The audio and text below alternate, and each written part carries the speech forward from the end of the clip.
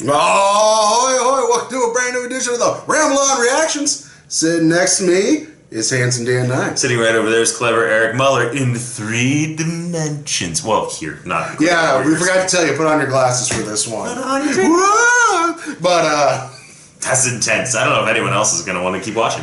well, speaking of things that are intense, and if you're going to keep watching, Dan, you saw a movie recently. That was probably one of the biggest softballs I've ever given you for a segue. And I finally hit it, like all the other times. Oh, well, you tried. It's the valiant effort. So I went and saw yesterday with good friend of the show, Jim Garrison. We went and saw Annihilation, which had a very interesting progression so far, being bought by Netflix, being made by Paramount, but like distributed by Paramount, but also going to go straight to Netflix in a lot of other countries. It's a really weird thing, and we've talked about it a little bit before. We have. But it's directed and written by Alex Garland, who is of Ex Machina fame. In nutshell, Ex Machina and how it made you feel in about 3 sentences.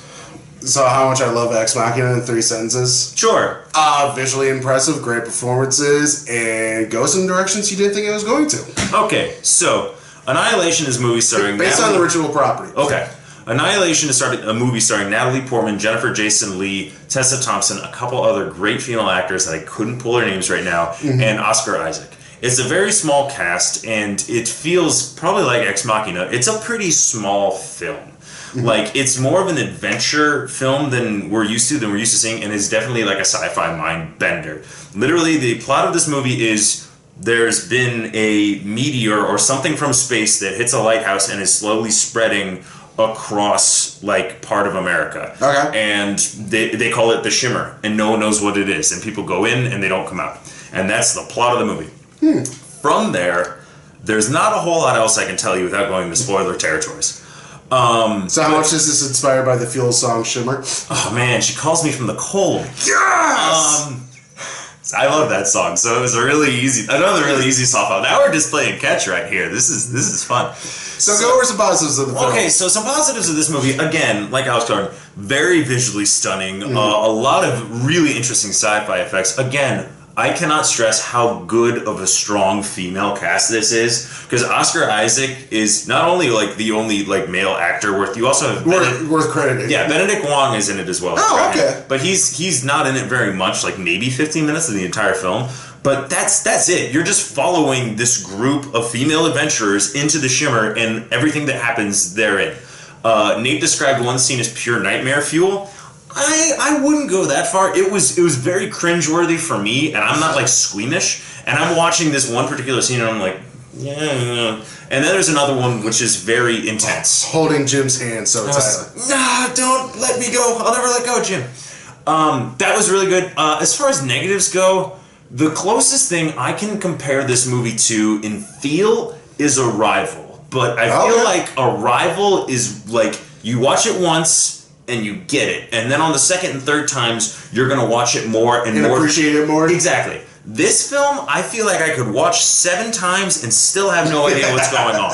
Like I will want to watch it again eventually once it gets on Netflix. Exactly. Probably. But it's kind of like I understand where you're going, and I really appreciate what you're trying to do, and it's one of those things where you can have really long conversations about this movie, but it's not nearly as like art house mansplaining his Mother. That's a good way to put Mother, because it's not like that, because there's definitely still a story here, but once you're getting the mechanics of what they're trying to do in this universe, things become a little bit more accessible, but still to the point where it's like you could really have like those kind of, but what if that meant this?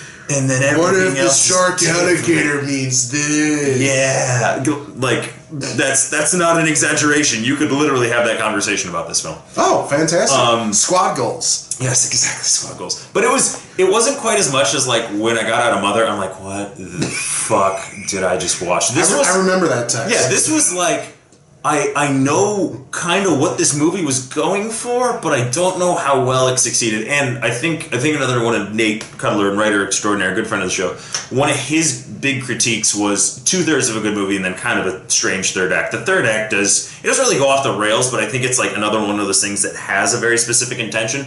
And if you know what everything was supposed to mean, it's probably beautiful. Visually, still very stunning. But just to the average moviegoer, I wish that this is a film that was more easily consumable. I think that's the best way I can put it. It's going to be... It's not for the average moviegoer. It's really like, I would say high-concept sci-fi is a good way to put it. And with like little elements of horror and thriller in there as well. But it's worth watching. I would say you don't have to rush out to see it in the theater. All right. Give it a grade. C+. Like I said, I saw this movie... right around 24 hours ago, and digesting it still, I'm like, literally, I'm still digesting it. It'll probably be another week or so. I have another week before it poops out is fine. Yeah, exactly. And I'll be like, this is my thoughts. Oh, I'm so relieved that my thoughts are out there. That's what you get for coming up with that analogy. I'm quite proud of myself for this one. It's true. I mean, I am too after my thoughts are expelled from my body. So, what do you think of Annihilation? Do you agree with Dan? Do you need a bran muffin to help digest this movie? As always, please love, comment, share, and subscribe. Giggling over there is Handsome Dan Knight. That's clever Eric Muller, who's about to give me a bran muffin. Eggers away. Ahoy, ahoy. The only ship that matters is friendship. Ships.